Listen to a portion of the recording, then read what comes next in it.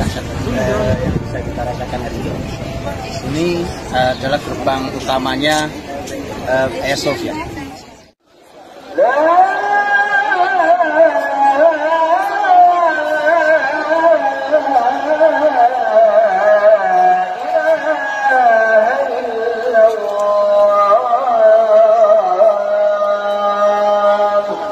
Allahu Akbar. La ilaha illallah. Walau baru adzan yang boleh diperdengarkan di Hagia Sophia, dan sudah lama muslimin tidak sholat di sini, tapi suatu hari pasti mereka akan kembali sholat di Masjid Hagia Sophia.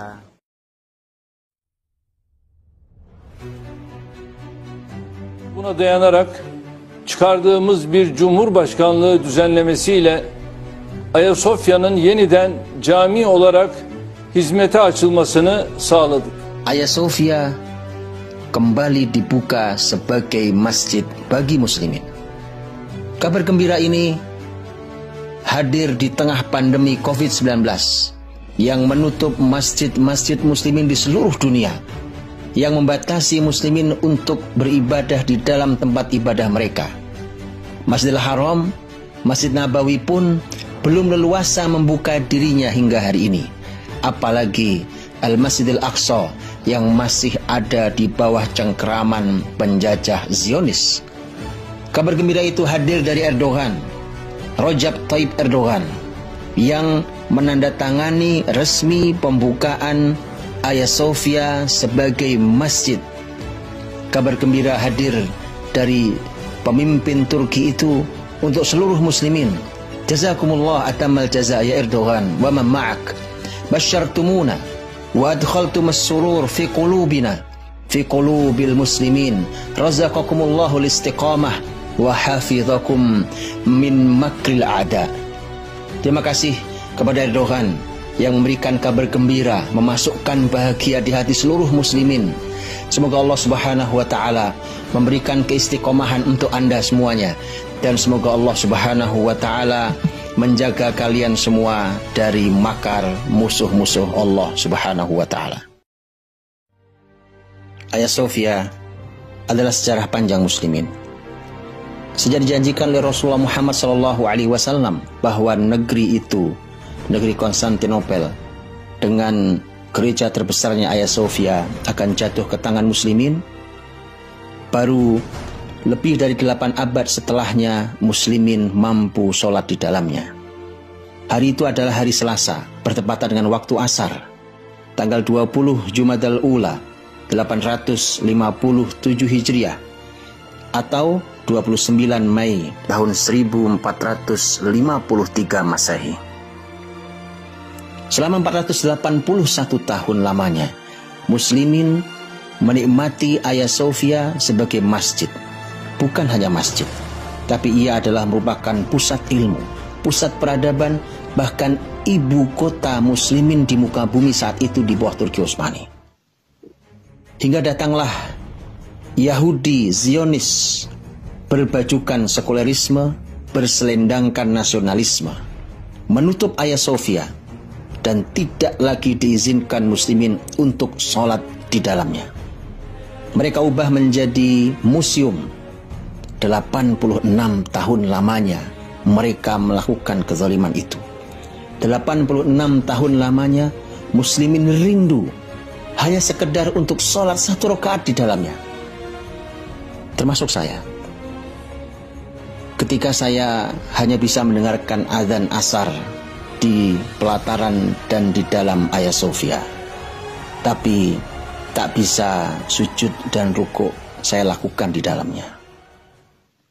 Tapi alhamdulillah, Jumat yang lalu, tanggal 10 bulan Juli 2020 atau tanggal 19 Zulqa'dah 1441 Hijriah, telah resmi Hagia Sophia dibuka kembali sebagai masjid bagi muslimin. Direncanakan sholat pertama kali adalah sholat Jumu'ah, sholat besar bagi muslimin ini, yang insya Allah akan dilaksanakan tanggal 24 bulan Juli tahun 2020, atau bertepatan insya Allah dengan tanggal 3 bulan Zulhijjah tahun 1441 Hijriah. Semoga Allah mudahkan. Allahu Akbar, Allahu Akbar.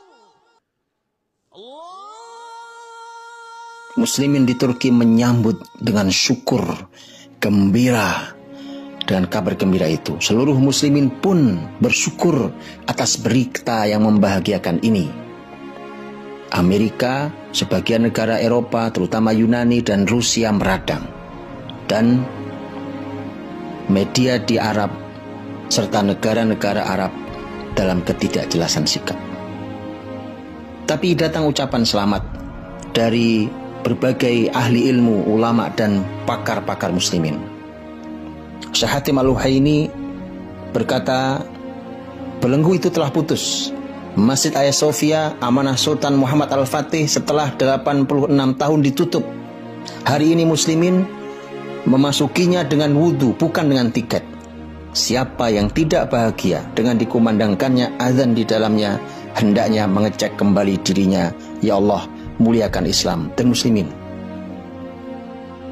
Dalam tweetnya, Dr. Muhammad Al-Mukhtar Asy-Shinqiti sebagai pakar ilmu politik Islam berkata, tahun lalu seorang wanita menari tarian balet di dalam Masjid Hagia Sophia. Hal itu memicu kemarahan muslimin dari dalam dan luar Turki. Dan hari ini ia kembali menjadi masjid yang bersih dari semua hal kotor itu. Selamat untuk muslimin seluruh dunia dan bela sungkawa untuk kaum munafik yang menjilat seluruh agama dan memerangi Islam. Ya Rob, kau telah memberikan nikmat, maka tambahi.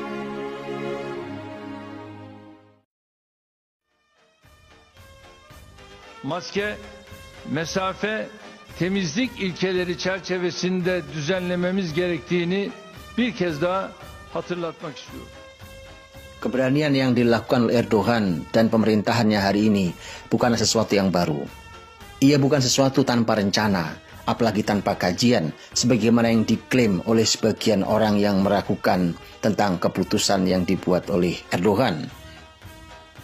Majalah Mujtama, terbitan Kuwait, salah satu majalah terbesar yang bicara tentang dunia Islam, pernah membuat wawancara dengan Erdogan yang saat itu masih berposisi sebagai wali kota Istanbul. Tahun 1994. Catat itu, 26 tahun yang lalu. Dia diwawancarai, dia berkata, kami akan mengembalikan wajah Islam ke Istanbul dan Hagia Sophia akan kembali menjadi masjid bagi muslimin. Janji 26 tahun yang lalu. Dan Dr. Muhammad Al-Mukhtar Asy-Shinqiti, pakar politik Islam, berkata, dan hari ini dia telah melakukannya. Begitulah seorang mukmin jika berjanji, dia akan menepati.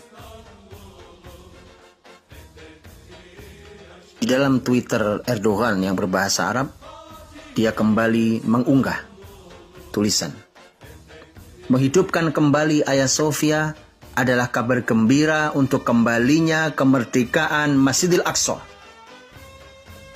Nampaknya Erdogan kembali berjanji.